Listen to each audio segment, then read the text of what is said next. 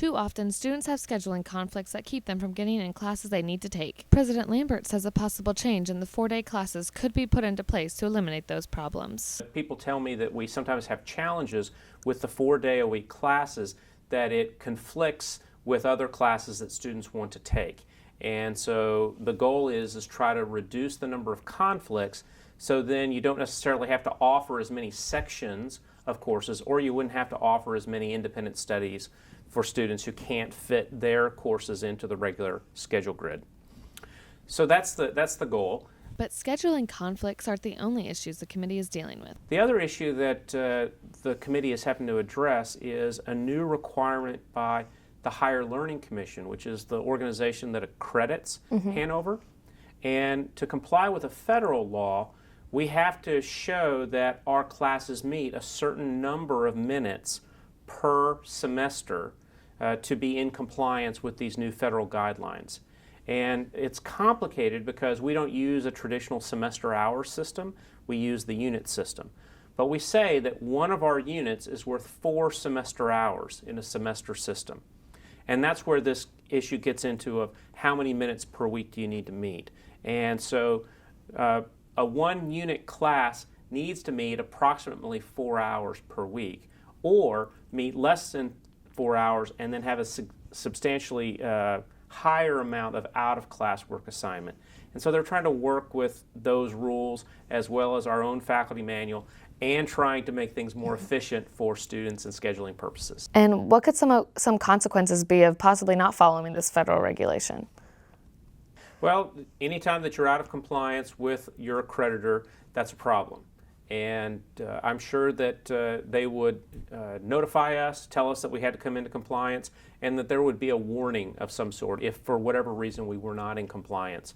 But the bottom line is that if you lose accreditation, so that's sort of the death penalty, so to speak, from your accreditor. If we lose accreditation, then that means that our students would not be eligible for any type of federal financial aid. So that would include federal loans, Stafford loans.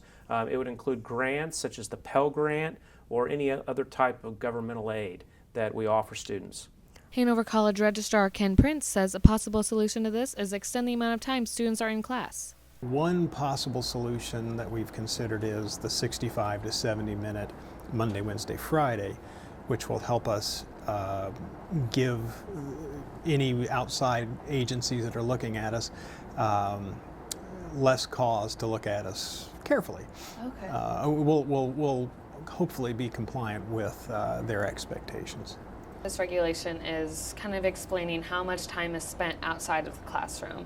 What majority or what percentage of classes at Hanover would you say are mostly outside classwork rather than actual in-class work? Well, Hanover's approach has been that first year or second year classes that satisfy requirements probably will have a heavier in-class expectation, whereas 300, 400 level major type classes might have a heavier out-of-class expectation. So we've had a long-standing, if not always front and center, kind of guideline of the 100, 200 levels might meet 4 times or 4 hours a week. And I probably should use that language, 4 hours as opposed to 4 times. And then the upper levels could meet fewer times or fewer hours during the day, with the expectation being that they'll have more out-of-class, more maybe independent work. Students like Lauren Strife understand what it's like to spend more time out of class working on a project than in class.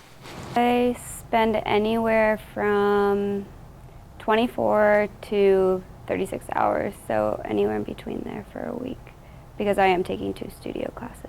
Last week, a few members of the committee attended Student Senate to inform students on this possible change. The students' response when asked for approval was overwhelmingly positive. For Hanover Headlines, I'm Hannah Taylor.